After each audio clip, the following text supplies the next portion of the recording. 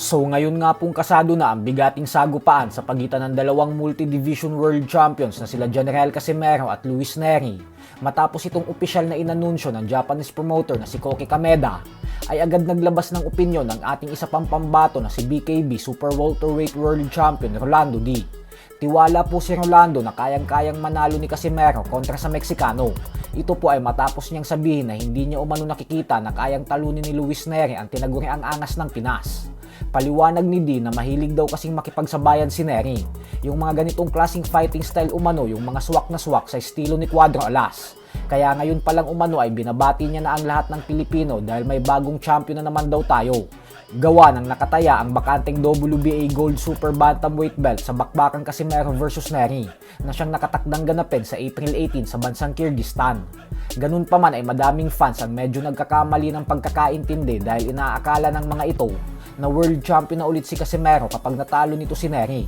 Para po malinawan ng lahat ay hindi pa rin po world champion si Cuadro Alas kapag nanalo siya dahil hindi isang major belt ang WBA Gold.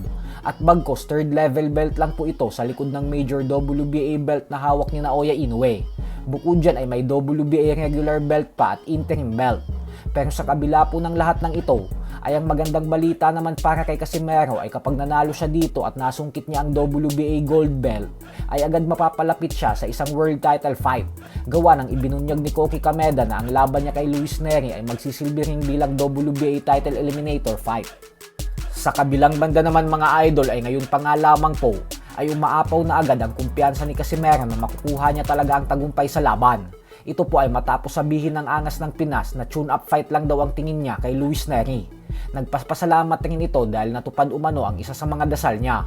Muli rin itong dinamay ang current Japanese monster na Naoya Inoue sa banat niya matapos magbanta ni Casimero na ngayon daw natin malalaman na takot talaga sa kanya si Inoue kapag pinagulong niya na daw ang bungo ni Neri.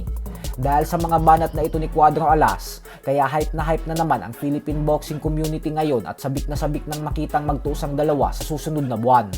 Habang si Inoue naman ay may sarili ding inaalalang malaking laban dahil puspusan na rin ang paghahanda nito para sa pinakabigating laban sa buong kasaysayan ng Japanese boxing.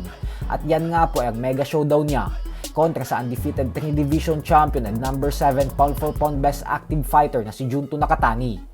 Nakatakda rin ganapin ang sagupaan ng dalawa sa Mayo 2, kaya wala pa itong oras sa ngayon na sagutin ang mga banat sa kanya ni Casimero. Samantala, bagamat nga po pinaghaharian na ngayon ni Dimitri Bivol ang 175-pound light heavyweight division, ay sinabi nga po nito sa kanyang latest interview na pinaplano niya na daw umakyat ng cruiserweight division upang mangolekta ng mga bagong titulo. Dahil sa pahayag na ito ni Bivol ay paniguradong hindi matutuwa ang karibal niya na si Arthur Beterbiev. Lalo pat nangangati na itong makipag-rematch sa kanya para sa ikatatlong sagupaan nila. So hanggang dito na lang po muna tayo mga idol.